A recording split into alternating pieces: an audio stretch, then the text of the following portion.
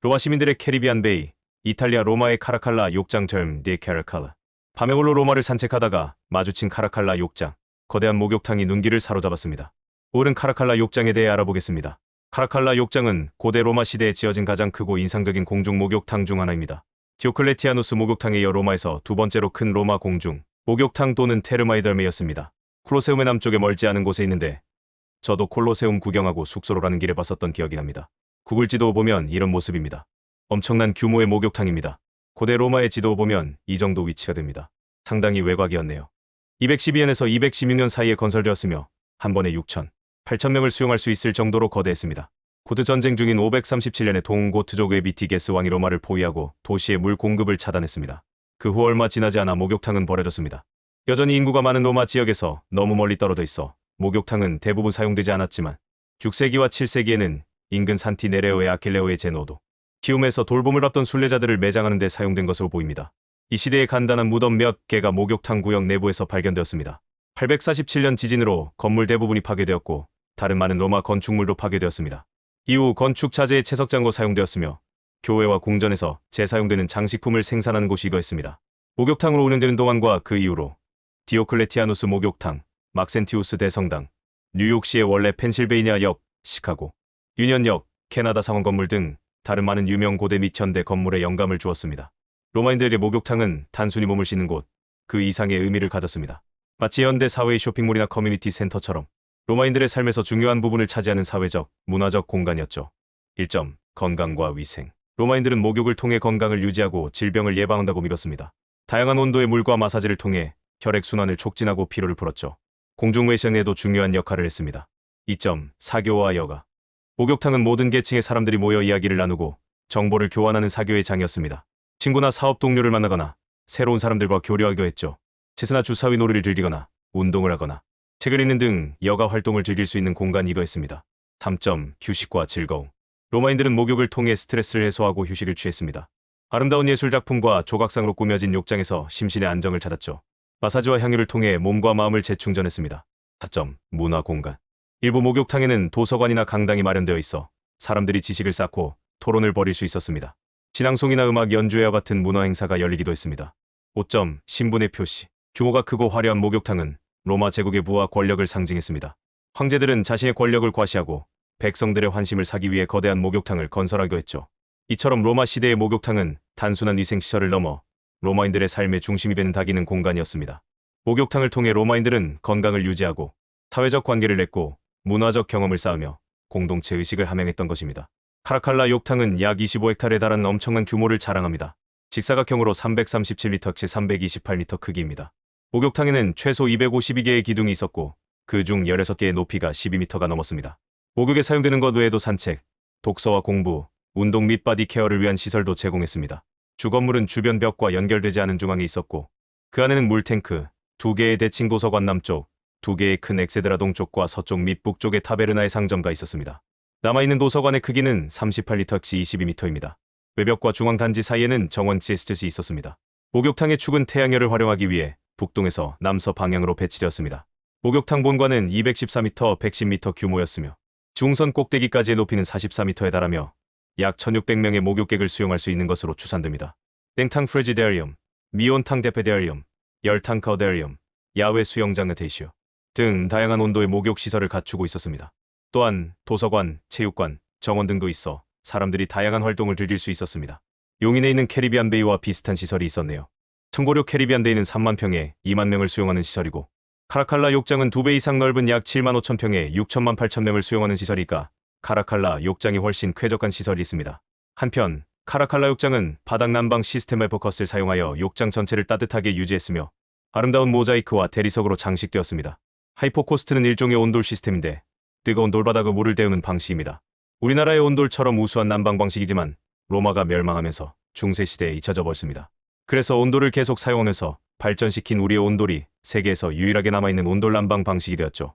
카라칼라 욕장은 모든 계층의 사람들이 이용할 수 있는 공간이었으며 입장료도 저렴했습니다. 목욕뿐만 아니라 사교, 휴식, 운동 등 다양한 활동을 통해 로마 시민들의 공동체 의식을 함양하는 데 기여했습니다. 내부를 자세히 살펴보겠습니다. 목욕탕은 단지는 공공도서관이 있는 곳이었습니다. 로마의 다른 공공도서관과 마찬가지로 두 개의 분리되고 크기가 큰 방이나 건물이 있었습니다. 방 하나는 그리스어 문서를 위한 것이고 다른 방은 라틴어 문서를 보관했다고 합니다. 목욕탕은 3개의 아치형 천장 아래에 있는 58m치 24m 크기의 중앙클리다리움 맹탕, 중간 크기의 더블 풀테피다리움 미온탕, 직경 35m의 원형 칼다리움, 온탕, 그리고 2개의 팔레스트라 레슬링과 권투를 연습하는 체육관로 구성되었습니다. 목욕탕 건물의 북동쪽 끝에는 나타티오 수영장이 있었습니다. 칼다리움에는 수영장이 7개, 프리기다리움에는 4개, 테피다리움에는 2개가 있었습니다. 칼다리움 옆에는 사우나 라코니카가 있었습니다. 중앙의 방은 프리지다리움 프레지데리움으로 높은 지붕은 이집트산 화강암으로 만든 거대한 기둥 8개로 지탱되어 있었습니다. 벽과 바닥은 대리석으로 만들었습니다. 이 홀은 2가지 목적을 가졌습니다. 만남의 장소이자 목욕탕의 다른 부분을 향하는 방문객을 위한 전환구역이었습니다. 또한 4개의 웅덩이 형태로 된 냉탕도 있었는데 그 중 2개는 테피다리움에 연결되어 있었고 2개는 폭포를 통해 야외 수영장 네테이쇼와 연결되어 있었습니다. 프리지다리움 중앙에는 분수를 둘러싼 또 다른 원형 웅덩이가 있었습니다. 그 옆에는 벽돌 웅덩이 2개가 더 있었습니다. 칼다리움은 대리석 바닥이 있는 원형방으로 판테온의 돔 크기와 비슷한 직경 약 36m의 돔이 얹혀 있었습니다. 도의 무게는 8개의 석조 기둥에 의해 지탱되었습니다. 그 기둥 사이에는 넓은 방을 덮이는데 도움이 되는 유리 창문이 있었습니다.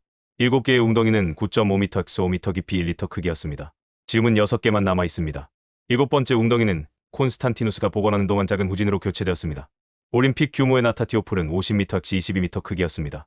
표는 20m 이상으로 솟아 있었고 북쪽 정면은 회색 화강암으로 만든 3개의 거대한 기둥으로 구성되어 있었습니다.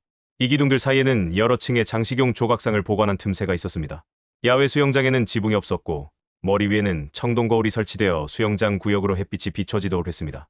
전체 목욕탕 건물은 보관 공간과 건물 아래에 있는 화덕을 위해 높이 6m의 높은 플랫폼 위에 있었습니다. 목욕탕 지하에서 발견된 미트라 에움. 1912년에 토레기슬란 초니가 발견한 목욕탕의 미트라 에움은 기원후 2세기와 3세기의 군인과 대부분 하층 계급의 남성들에게 유행했던 페르시아의 신 미트라를 숭배하는 사람들이 모인 가장 큰 기록된 모임 공간으로 추정됩니다. 미트라 에움은 길이가 약 23m, 너비가 약 10m이고 교차형 아치형 천장이 있습니다. 목욕탕과 관련된 2가지 주요 사건으로 대략적인 연대를 추정할 수 있는데요. 목욕탕 단지가 기원후 217년경에 완공된 후에 만들어졌고 단지에 물을 공급하는 수로가 530년대에 개통되었을 때는 더 이상 사용되지 않았을 것입니다. 메인룸의 바닥은 흑백 모자이크로 덮여 있었습니다.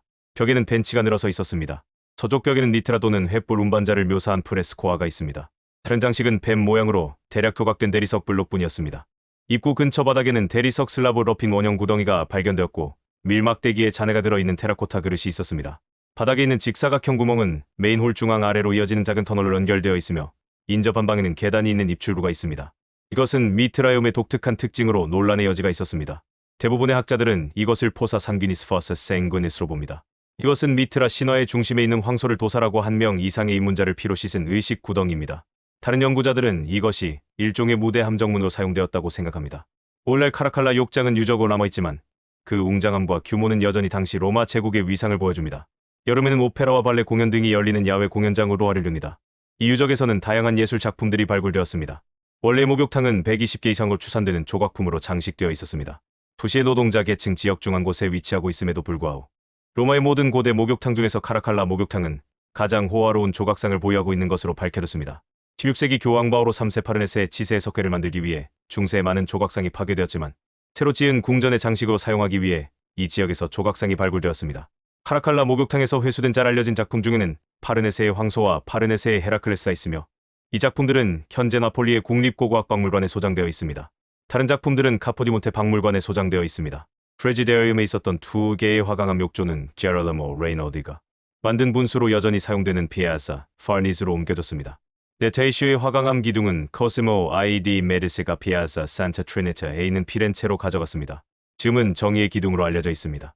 바티칸 박물관의 라테라노 컬렉션에는 운동선수를 묘사한 직사각형 패널로 구성된 모자이크가 있는데 이 모자이크는 1824년 목욕탕 단지의 동쪽과 서쪽에 있는 2개의 도서관 엑세드라에서 발견되었습니다. 이 모자이크는 복원되어 그레고리아노 프로페노 박물관에 전시되어 있습니다. 이 프레스코아는 카라칼라 욕장 건설 이전 그 자리에 있었던 개인 주택의 식당 트리클리니움 천장을 장식했던 것으로 추정됩니다. 1970년대 발굴 당시 수백 조각으로 흩어진 채 발견되었지만 최근 복원 작업을 통해 다시 세상의 빛을 보게 되었죠. 욕탕 바닥을 장식하던 신화를 주제로 한 모자이크, 조각.